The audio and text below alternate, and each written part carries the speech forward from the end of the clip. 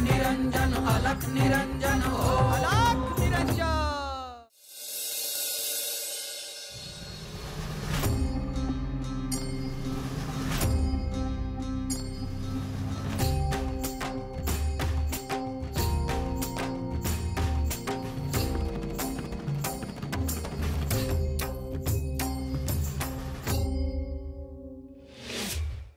निरंजन अलख निरंजन अलख निरंजन हो अलख निरंजन अलख निरंजन आदेश अलख निरंजन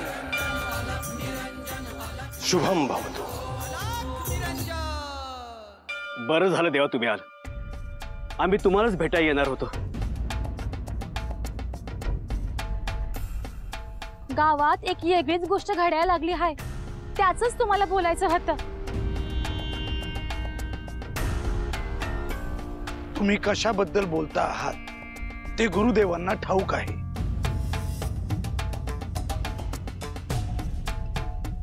आपण समज जाणता देवा, पण आम्हाला लय काळजी लागली आहे बघा।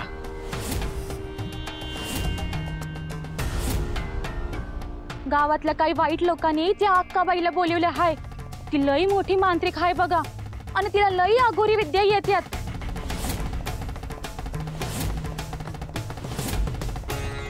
वय देवा, ती जर गावात आली तर समजच अवघड होईल।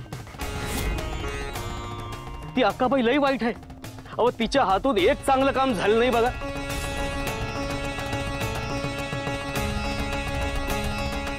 माग भीती गावात आली होती तेव्हा तिनं लई लोकांचं वाटोळ केलं होतं बघा।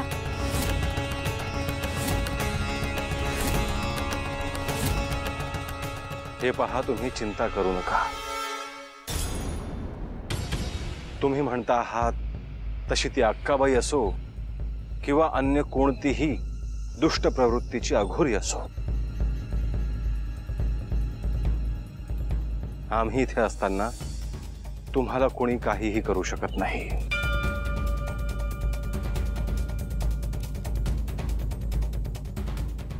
तो विश्वास हाय आमासनी देवा, पण आमच्या गावातलीच काही लोक आहेत ती आमच्या न तुमच्या विरुद्ध कट कारस्थान करत आहे।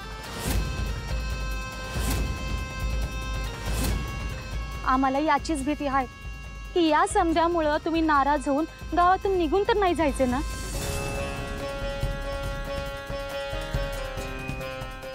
माई, गुरुदेवांनी तुम्हा सगळ्यांना वचन दिले आहे, आम्ही कुठेही जाणार नाही। गावातील दुष्ट लोक जरी तुमच्या विरुद्ध काही करतील तर तुम्ही खचून जाऊ नका, त्यांची भीती बाळगू नका।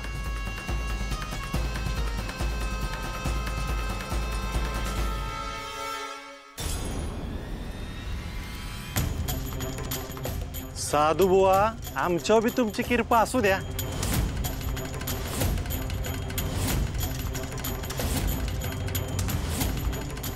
साधू बुवा, तुम्ही समजा गावाचं भलं करताय, मग जरा आमचं बी कल्याण करा की। देव त्यांचंच कल्याण करतात ज्यांच्या मनात काही पाप नाही, आणि तू तर त्या अक्काबाईच्या लय जवळची आहेस ना व।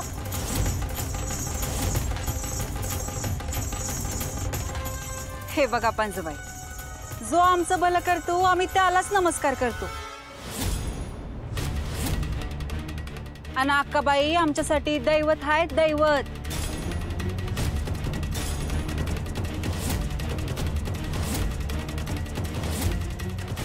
अहो, आजवर तिनंच आमसनी तारलाय आणि तिला इसरून कसं चालेल?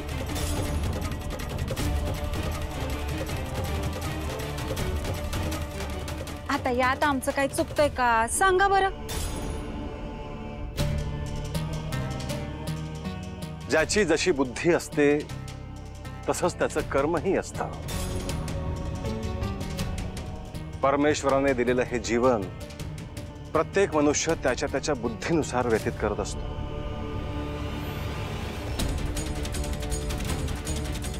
परंतु मनुष्य हे विसरतो की वर्तमानातले त्याचे कर्मच त्याचं भविष्य ठरवत असतात।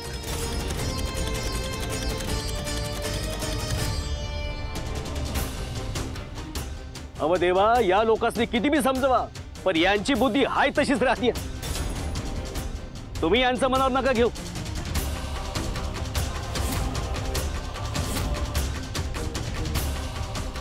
ज्यांना डोळसपणे सगळं पाहायला जमतं त्यांनी कर्मावर विश्वास ठेवा. बाकी सगळी चिंता परमेश्वरावर सोडून द्या.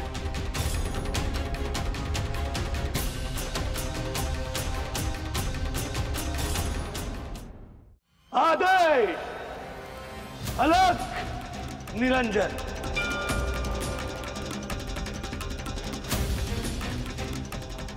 शुभम भवतो.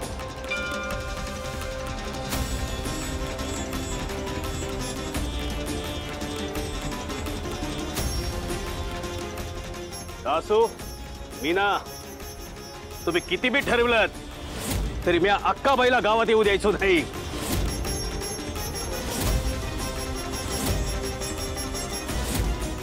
अहो पंच, अक्काबाईला अडवणार आपण कोण? हा पंच, अक्काबाई तिच्या मर्जीचीच मालकीन आहे.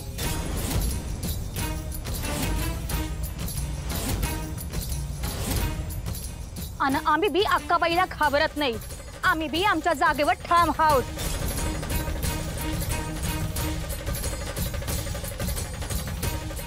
गावकरी आहो, तुम्हाला समजासनी सांगतोय म्या साधू बोसनी गावात घेऊन आलोय. तेव्हा तेच आपलं कल्याण करत्यात. आणि अक्काबाईला गावची येस ओलांडू द्यायचो नाही मी.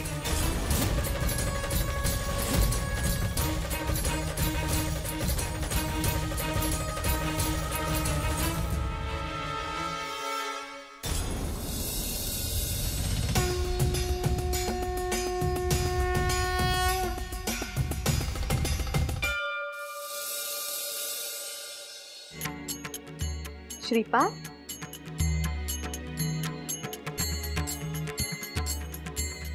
ए श्रीपाद,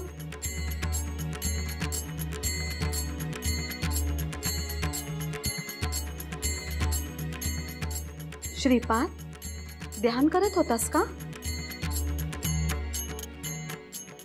नाही म्हणजे माझ्यामुळे तुझं ध्यान झालं नाही का?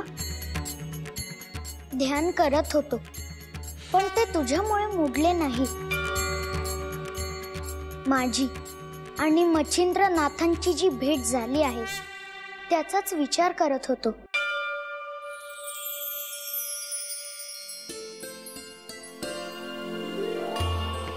श्रीपाद, बाळा, आम्हाला सुद्धा त्याच विषयी तुझ्याशी बोलायचंय. बोल नाही.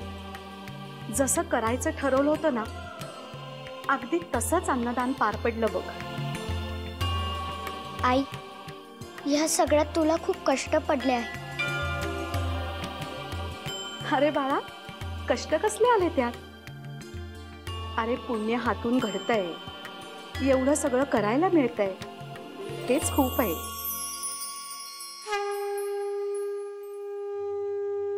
आपण अन्नदान करायचं ठरवलं आणि त्यासाठी सहाय्य म्हणून कुणा पुण्यवानाकडून धान्य आलं. कुठे काही कमी पडलं नाही.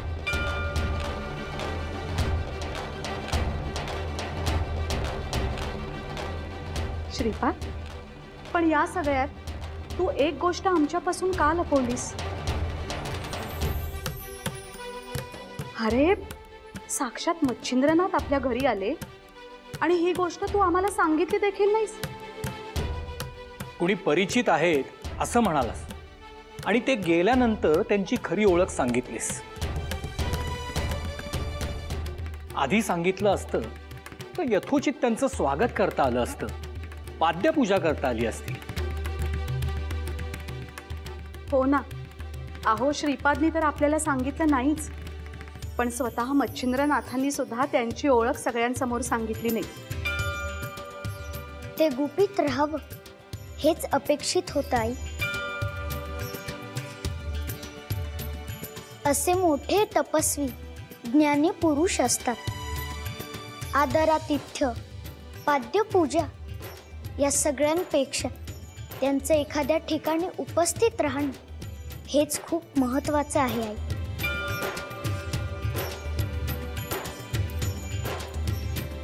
श्रीपाद, पण ते कशासाठी आले होते? नवनाथांमधील प्रत्येक नाथ मला नाना प्रकारे भेटायला येत असतात. मच्छिंद्रनाथ त्यांचं रूप बदलून आले होते. नाथ संप्रदायाची सुरुवात ही माझ्याच साक्षीने झाली आहे. त्यामुळे मी त्यांच्याशी जोडलो गेलो आहे. पण ठीक आहे सुमने, त्यांची आपल्याला ओळख झाली नसली तरी त्यांचे पाय आपल्या घराला लागले ही खूप भाग्याची गोष्ट आहे. हो ना. अहो, श्रीपादनी आपल्याला सांगितलं नसतं तर आपल्याला कळलं देखील नसतं की ते आपल्या घरी आलेत म्हणून. त्यांचं दर्शन ज्यांना घडणार होतं ते घडलं आहे. ज्यांच्या गाठीशी संचित होतं त्यांनाच ते दर्शन घडलं. हो, नाही म्हणजे ते आहेच, पण पुढच्या वेळी जर काही असं असेल ना तर तू आम्हाला आधी सांगत जा. अरे, आम्हाला निदान त्यांच्या पायावर डोकं तरी ठेवता आलं असतं ना. आई, नाथ म्हणजे साक्षात परमेश्वर आहे. आणि मनात भाव असेल तर परमेश्वराचं दर्शन कुठूनही मिळतं.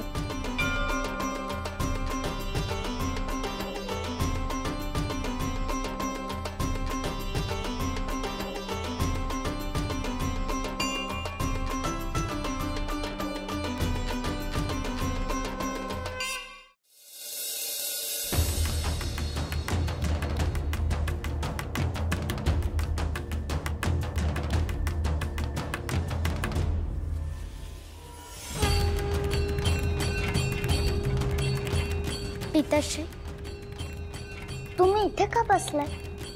असू दे, घरात कोणीच नाही. मला तुझ्याशी एका विषयावर बोलायचंय. हो, बोलूया. आधी तुम्ही इथे माझ्याजवळ बसा. नाही, बसू दे इथेच. श्रीपाद, मी आजवर माझ्या मनाने श्री दत्तप्रभूंना माझं गुरु मानलं. आराध्यही तेच होते. आणि प्रत्यक्षात श्री दत्तप्रभूच तुझ्या रूपाने माझ्या घरात आले. मी तुला मागे एकदा म्हणालो होतो, मला तुझ्याकडून अनुग्रह हवाय.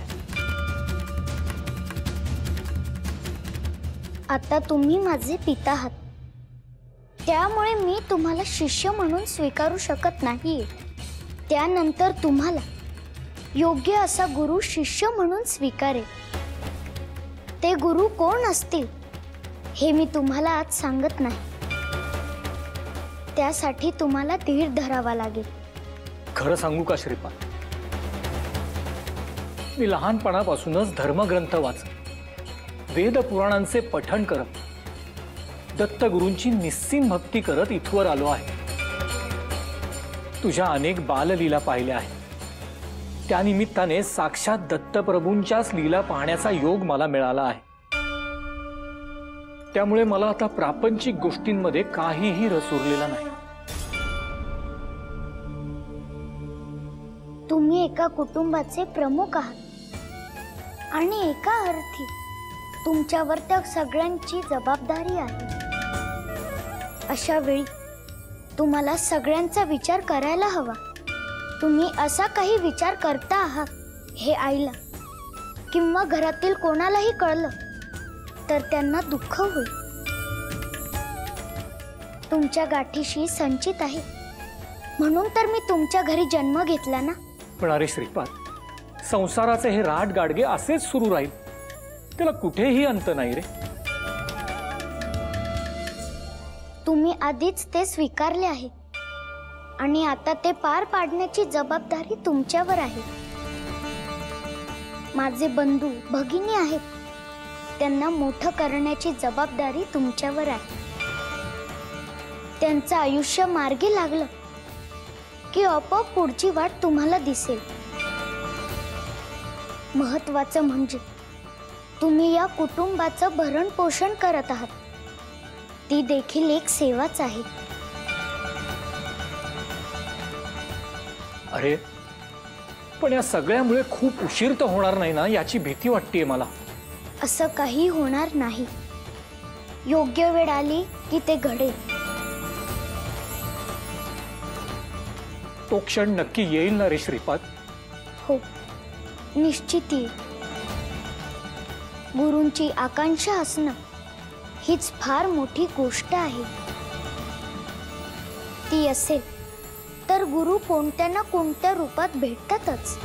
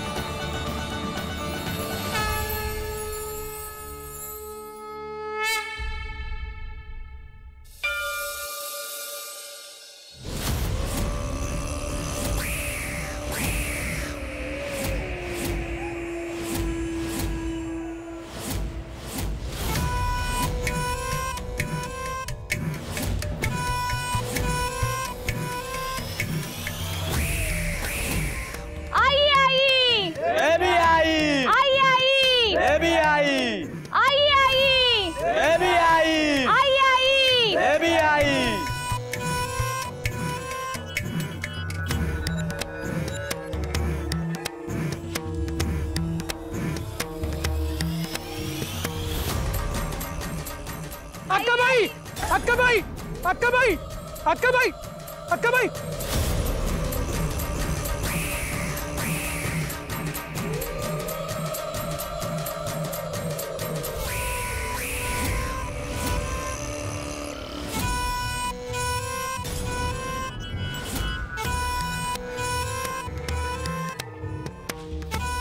काय रे, असा वाघ माग लागल्यावानी एवढा कालवा करत का पळत आलाय? अगं अक्काबाई, वाघच आहे. अगं म्या तुझा निरोप घेऊन दासू आणि मीनाकडे गावात गेलो होतो. अगं तिथं मला ते भेटले. ते म्हणजे कोण? तुझ्या डोसक्यात मुगा तर भरला नाही ना? सरळ सांग की कोणती? तुला ठाव आहे ना? त्या आडेवेडे घेतलेले ह्या अक्काबाईला आवडत नाही. दासूच्या गावात काही साधू बुवा आले, ते लय मोठे तपस्वी आहेत. तुला सांगतो. आई आई, देवी आई. त्यांचा मोठेपणा पण तुला कळला होय रे? अगं तसं नाही, त्यांनी माझं नाव गाव न सांगता पण ओळखलं. असं बर.